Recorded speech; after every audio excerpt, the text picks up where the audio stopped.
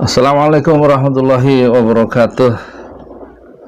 Saya ingin mengingatkan tentang bahaya dari PKI yang sudah 3 kali melakukan pengkhianatan sebelum Republik, yaitu tahun 1926, sehingga ribuan pejuang kemerdekaan dibuang oleh Belanda ke kamp konsentrasi Digo, termasuk di sana ada Hatta Syahrir, gara-gara pemberontakan Silungkang oleh komunis tahun 26. Kemudian pemberontakan 48 di Madiun oleh Musso, pembantaian, penyembelihan para ulama dan tokoh-tokoh masyarakat, kemudian dipadamkan oleh tentara. Kemudian tahun 65 pembunuhan yang dilakukan oleh PKI, pemberontakan bersenjata. Saksikan video dari masyarakat orang Madiun yang salah satu eyangnya itu korban dibunuh, disembelih oleh orang-orang PKI. Silakan simak dengan seksama Abdullah Muaz sedang berada di Taman Makam Pahlawan Madiun. Cocok. Dan ini yang ada di sini adalah pemakaman massal para ulama dan tokoh-tokoh masyarakat yang dibantai oleh PKI tahun 48. Nah, ini adalah daftar nama-namanya. Ada 1 sampai 67 yang ditulis namanya, dan 68 sampai 108 yang tidak dikenal namanya, yang dibantai secara keji massal oleh PKI. Dan ini di nomor 12 adalah eyang kami, Sulaiman Zuhdi Afandi. Ini adalah eyang kami.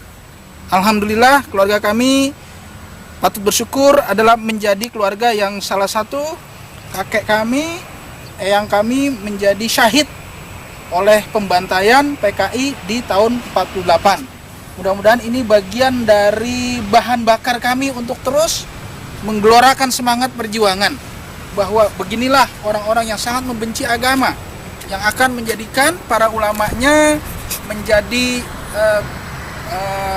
korban pembantaian. Dan kita berdoa mudah-mudahan semua yang nama-nama tertulis di sini dinilai oleh Allah Subhanahu wa taala sebagai orang yang mati syahid di jalan Allah Subhanahu wa taala. Nah, gimana? Fakta nyata kan? Berarti di Soco itu silahkan kapan-kapan ke Madiun untuk menyaksikan nama-nama yang dulu dibantai oleh PKI, yang berusaha mengganti Pancasila menjadi komunis dengan mendirikan Republik Soviet Indonesia, kalau nggak salah namanya. Tahun 48 ketika kita sedang bertempur dengan Belanda, dia menikam dari belakang dengan memproklamasikan negara berbasis komunis, Republik Soviet Indonesia tahun 48 di Madiun.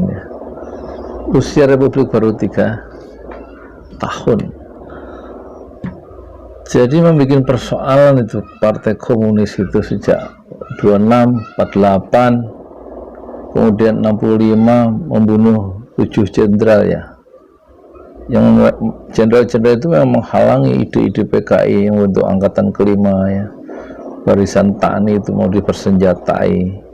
Kemudian mereka mengobarkan mendukung kebijakan Soekarno untuk mengenyang Malaysia sehingga kekuatan menjadi lemah di dalam negeri, dan itu bisa menjadi cara untuk menguasai negeri ini dengan memperlemah kekuatan dalam negeri. Habis waktunya untuk mengenyang Malaysia. Dan kita lihat 65 mereka membunuh senjata dan dipadamkan pengkhianatan itu. Jadi kalau kemudian kemarin itu muncul RUU haluan ideologi Pancasila yang dicurigai ada aroma pekerjaan jahat dari orang-orang yang simpatisan komunis di Senayan, dan kemudian kita tahu ditolak semua oleh ormas-ormas Islam. Ada seorang dosen UI, dosen filsafat yang pikirannya agak miring itu tidak paham dia karena terlalu sering berfilsafat mungkin tidak paham bahaya PKI itu. Dia kan hanya draft, hanya rancangan. Dia lupa draft itu bisa diselundupkan menjadi undang-undang dan diketok palu ketika kekuatan parlemen itu sudah dominan, tidak ada penyimbang. Partai-partai Islam menjadi partai yang kalah nanti di parlemen yang memang sedikit jumlahnya kan. Ya hanya draft kan. Ya namanya orang yang nggak terlalu punya komitmen terhadap Islam ya begitu ya. Nggak usah saya sebut siapa dosen UI itu yang filsafat itu, cari aja di LC yang kemarin.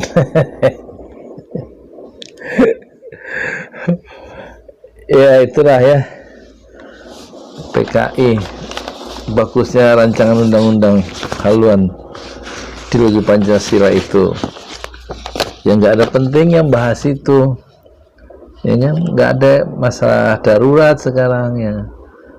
Pancasila nggak dalam bahaya ya kan, justru ingin dijadikan masalah oleh PKI, diganti nanti itu sehingga Pancasila ditafsirkan dengan cara aidit ya, dan ya begitulah bisa dilihat pidato aidit di Seskoat itu ya tahun 1963. Dia menulis PKI dan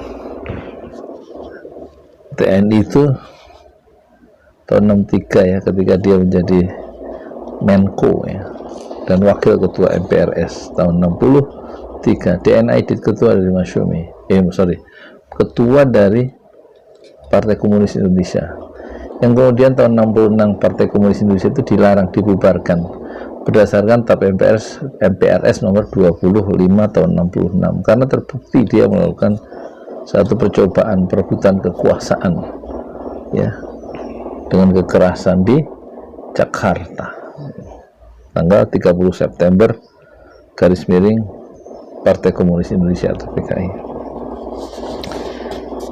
Tapi ada orang-orang yang masih belum sadar bahayanya draft RUU itu, dan lebih baik memang dibuang ke tempat sampah saja draft itu. Dan orang-orang yang mengusulkan itu memang ada usulan, memang dia harus dicari itu siapa yang merumuskan itu dan untuk tujuan apa. Kalau alasannya hanya ingin mengangkat kedudukan BPIP yang tadinya keluar hanya berdasar Pempres kemudian akan dinaikkan menjadi undang-undang dengan undang-undang haluan ideologi Pancasila,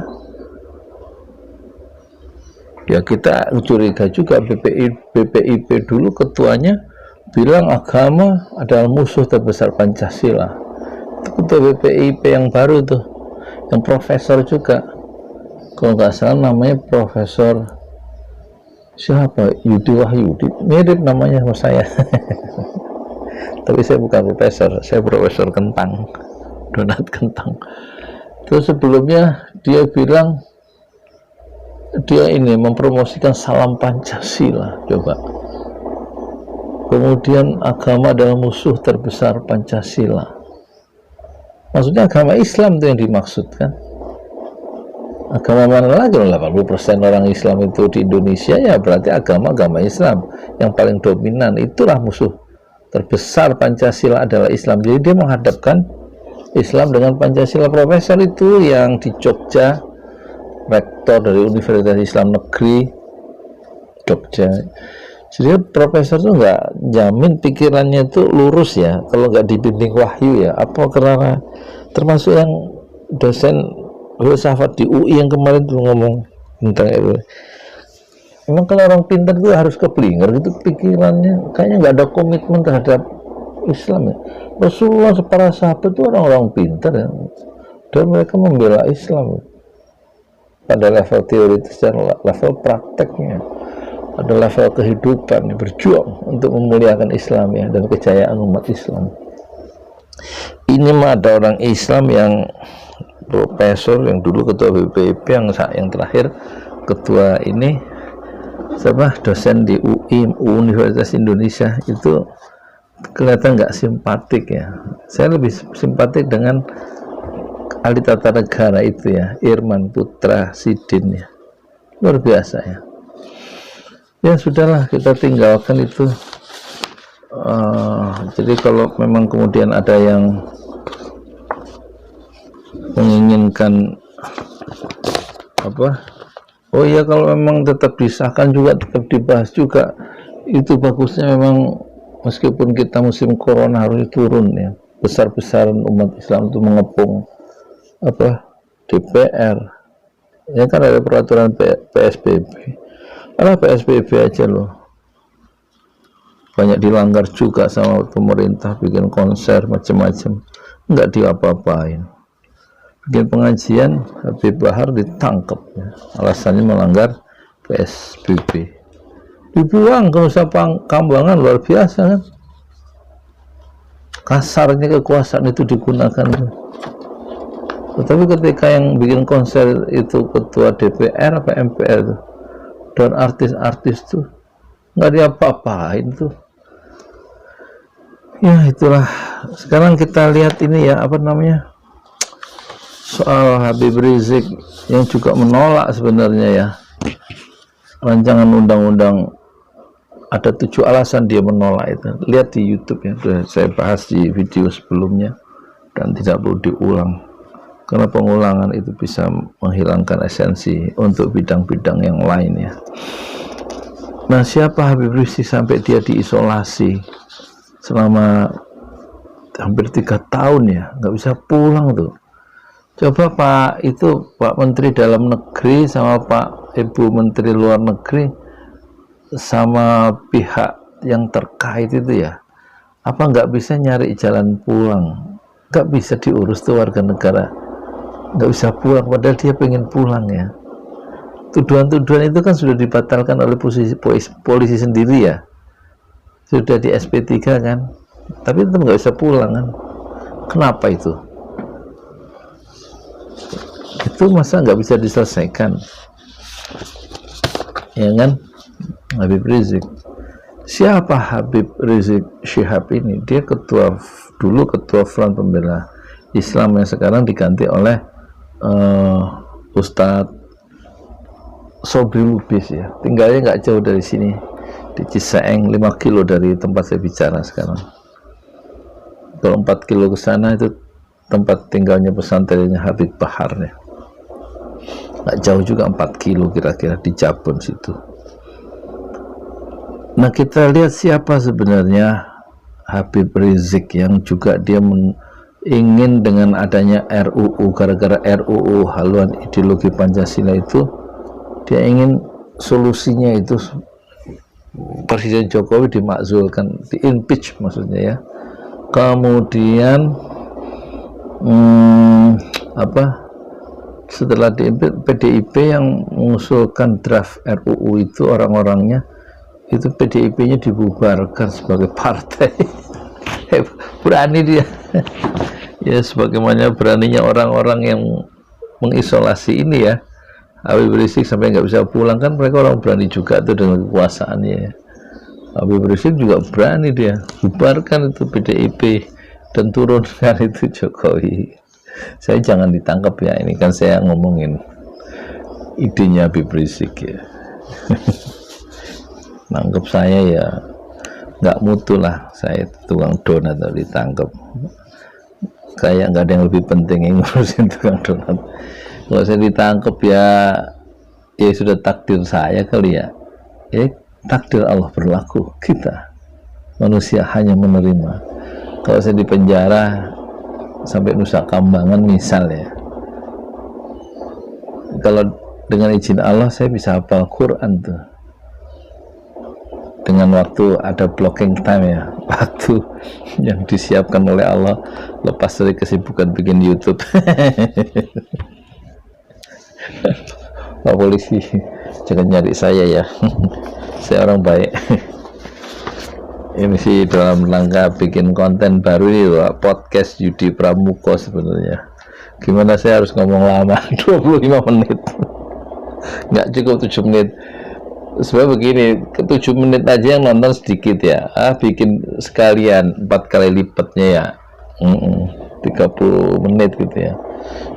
Yang nonton sedikit itu kan kemungkinannya dua ya, dia nggak punya pulsa atau memang materinya nggak menarik.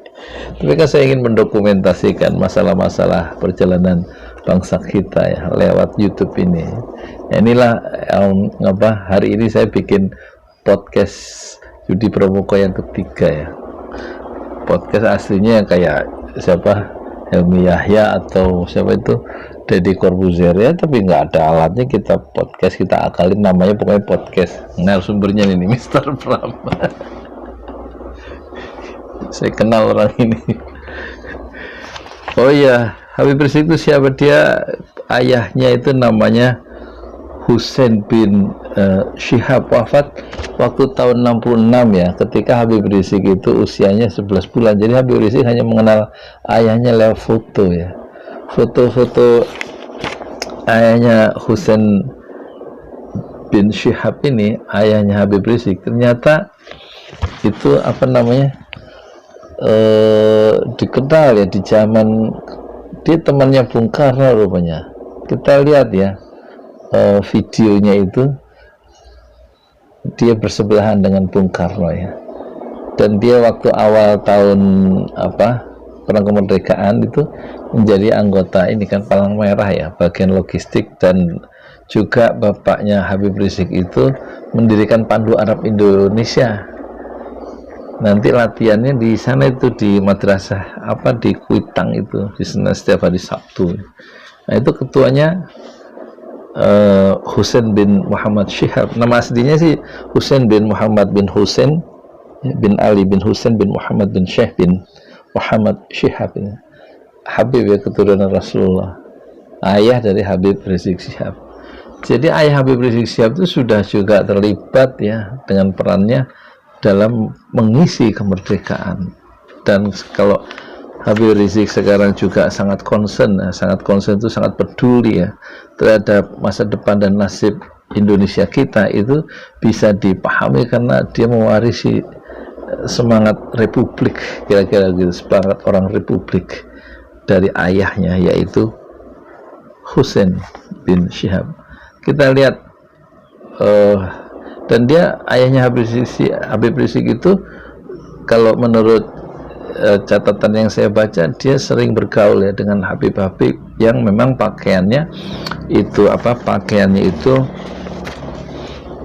ini surban dan gamis. Tapi ayah Habib Rizik Syihab itu sering memakai jas ya, dan peci hitam di fotonya begitu, nggak seperti Habib Rizik yang pakai surban dan gamis kan.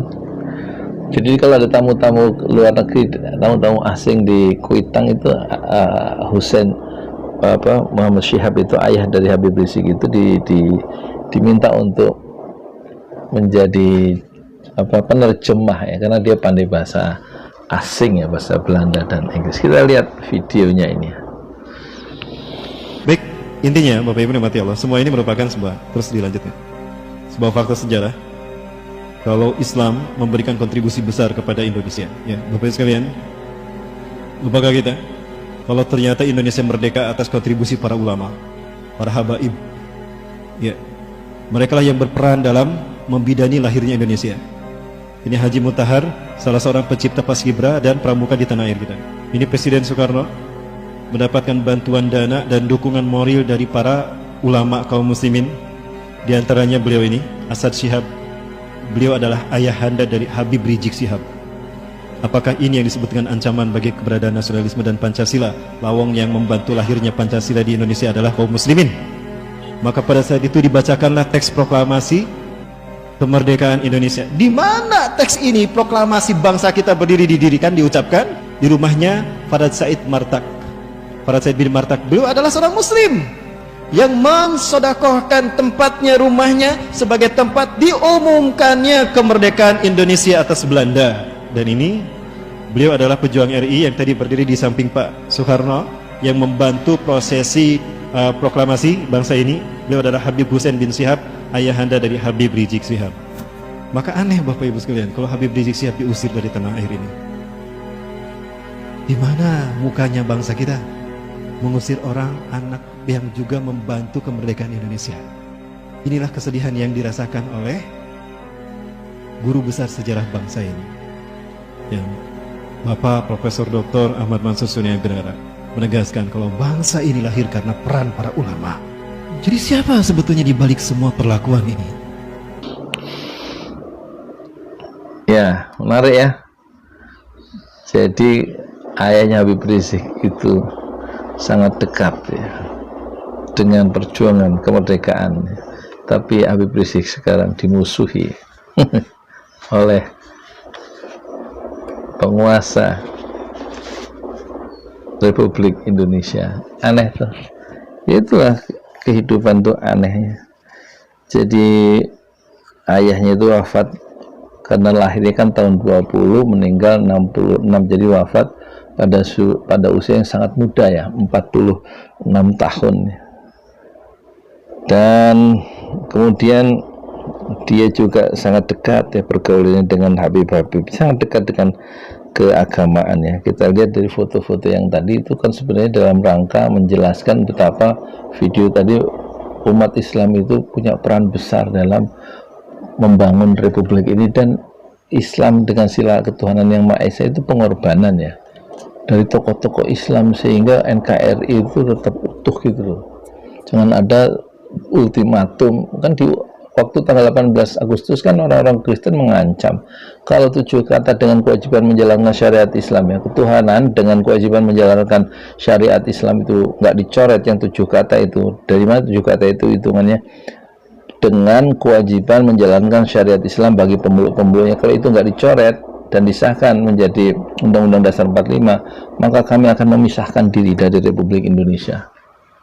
Kata siapa? Atau orang Indonesia Timur yang Kristen yang pesan itu dibawa oleh ofisir Jepang di depan Muhammad Hatta itu. Jadi dia nggak memberikan alasan kenapa harus dicoret itu syariat Islam. Pokoknya main ancam aja. Kalau nggak dicoret, tahu akibatnya. Jadi siapa yang sebenarnya itu merusak NKRI pada hari pertama usia Republik baru 1 hari, hari Sabtu itu? Ya begitulah ya. Jadi kalau begitu bagaimana sikap pemerintah? Ya urus itu Habib Rizik. Masa kembali Habib Riziknya nggak bisa? Kekuasaan ada, intelijen ada, ya. Diplomasi ada. Arab Saudi sudah mempersilahkan Habib Rizik pulang. Kata Habib Rizik, kalau hari ini ada clearance, ada izin dari Jakarta, besok lusa saya pulang. Di videonya ya saya baca. Jadi masalahnya nggak ada clearance, nggak ada izin dari Jakarta. Arab Saudi sudah mengizinkan, nggak ada masalah kan. Jadi jangan seperti orang-orang bodoh yang mengatakan Habib Rizik itu kalau mau pulang, pulang aja. Itu pikiran yang gimana ya? Ya dibilang bodoh ya bukan, tapi nggak mau ya, tapi dungu ya bukan. Terus kalau yang nggak punya ongkos nanti saya ongkosin, loh bukan soal ongkos, bukan soal nggak berani pulang, dilarang pulang ya. Dulu Pak Nasir juga gitu, dilarang keluar negeri oleh Pak Harto. Jadi waktu salah satu universitas di Malaysia itu ingin memberikan gelar doktor honoris causa, tidak jadi acara pemberian gelar doktor honoris causa itu karena Pak Nasir nggak bisa keluar dari Indonesia menghadiri penganugerahan gelar doktor honoris causa di Malaysia. Jadi acaranya nggak jadi karena Pak Nasir dilarang keluar negeri. Oleh siapa? Rejim penguasa.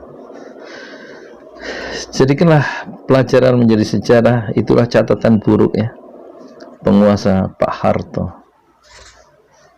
karena dia melarang Pak Nasir yang sangat berjasa